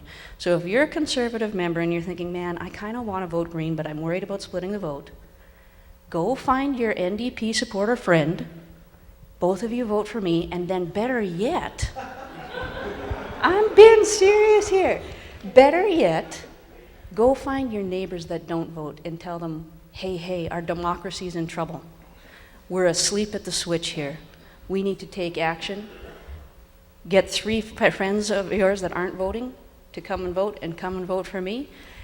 And I will represent you well. I will listen to your needs. I will nag the government to the best of my ability. And I'm sure that Lloyd and Stan will write me great letters and crack that whip and say, hey, remember the NDP part of this. Remember the Conservative part of this. Remember the issues that affect women, that affect Aboriginals, that affect men, that affect seniors. What about the ones living in poverty? Don't forget about our youth. We have complex issues and we have the resources to make change happen. But the only way we can do that is by first reforming our democratic system, updating it, get it more modernized to reflect what's really happening in our world today. And that starts with a journey. 1 Green member to start talking about change. Thank you very much for coming out, for participating. Talk to your neighbors. Check out my Facebook page, please. My own mother hasn't even liked me yet, but it'll come. She'll understand that technology sooner or later. Have me over for coffee. I'd like to talk to you. I want to know what matters to you. And I want to do it in a casual and informal way and that sort of thing. I'll be around for the next couple of weeks. Thanks. And Stan Struthers. Tamela, I thought that was a very good line. I think your mom should match up Conservative and NDP. Instead of doubling your vote, you'll triple your vote. I thought that was a very good theory. Thank you, everyone, for attending tonight. Thanks for those who put the whole affair together. Rotary, the Chamber, Cody, you did a great job. Folks over here at the behind us recording everything. Thank you all. I got to say, everybody should be an MLA. It's a great job. You get to talk with a lot of people. You get to work with a lot of people. You get to work with leaders at the local level, at the provincial level, and at the federal level. You get to work together, irrespective of political parties most of the time. You get to work together on goals that people in local communities share. You get to work with folks who are committed and passionate to their communities. And we have no shortage of that in any of the communities in this constituency. I've learned that. I've learned that crystal clear.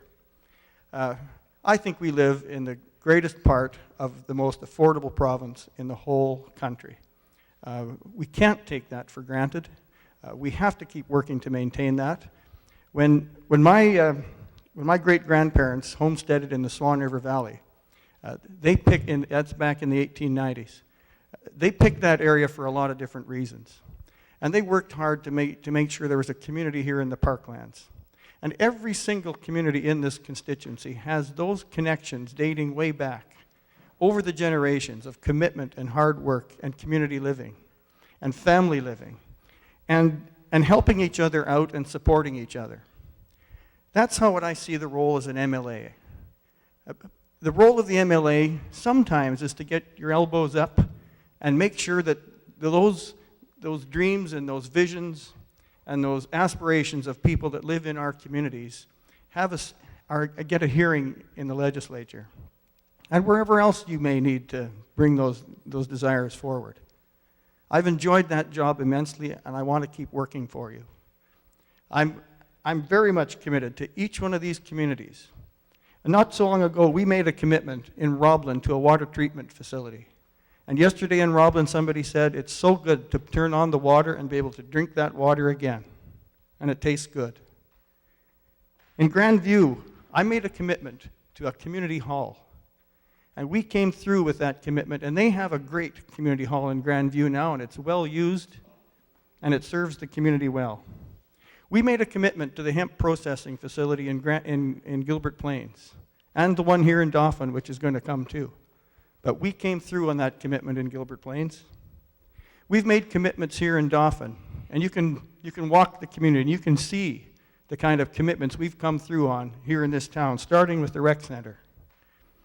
We made commitments in St. Rose. I made a commitment to an ambulance garage, and we delivered on that ambulance garage.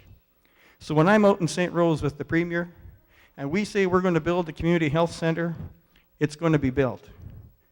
When I say in Dauphin that we're going to deliver on an MRI and a redevelopment of the emergency room, you can bet it's going to happen.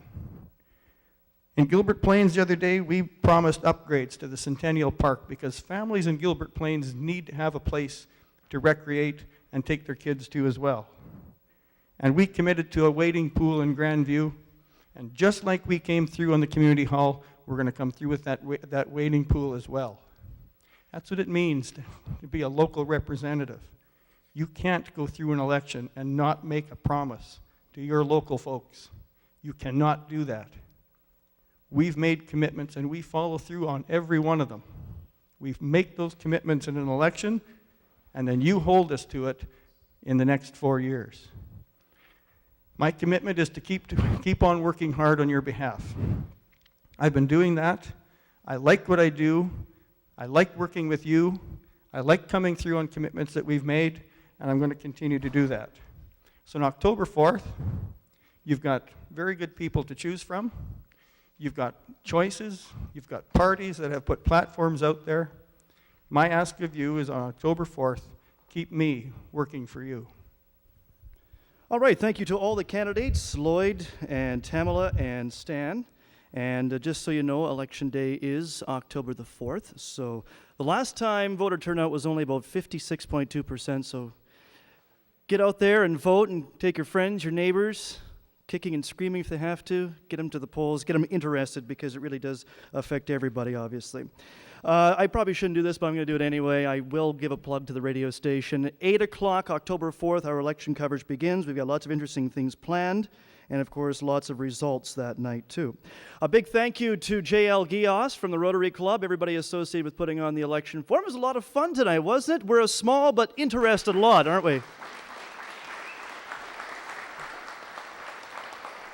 I still got tons of questions up here, but we'll be here till midnight, and I'm recording Dragon's Den as we speak, so I want to get home and watch Dragon's Den. So I'll let you go, and have a great night. See you October 4th.